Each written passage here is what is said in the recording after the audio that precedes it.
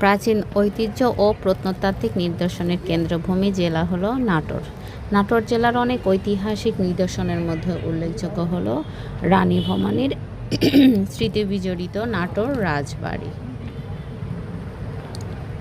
আমরা এখন এসেছি দেখতে এই নাটোর রাজবাড়ি, যেটা আমি ক্লাস ফোরের বইতে পড়েছিলাম।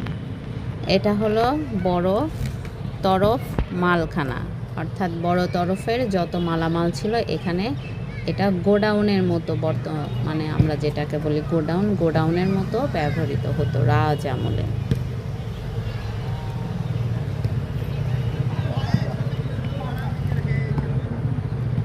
এরপরে আমরা চলে যাই, এটা হলো বৈঠকখানা। রাজা রানীদের এখানে বৈঠক করত।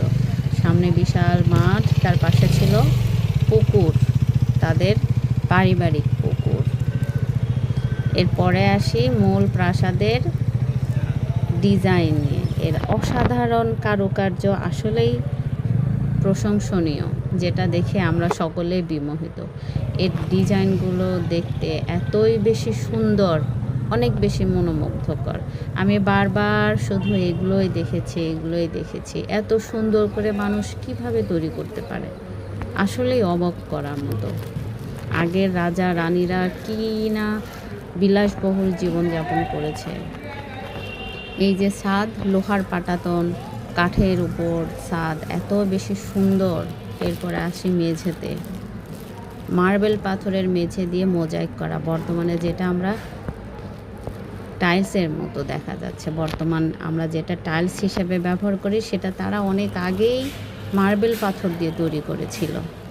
এরপর আমরা দরজার ফাঁক দিয়ে ভেতরে দেখার চেষ্টা করেছি। আমার ইচ্ছে করছিল যেন একটু ভেতরে যেতে। ভেতরেই উকি দিতেই দেখি রঙিন গ্লাসের দরজা, এত বেশি সুন্দর। ভেতরের কি সুন্দরই না নকশা, আসলেই প্রশংসনীয়।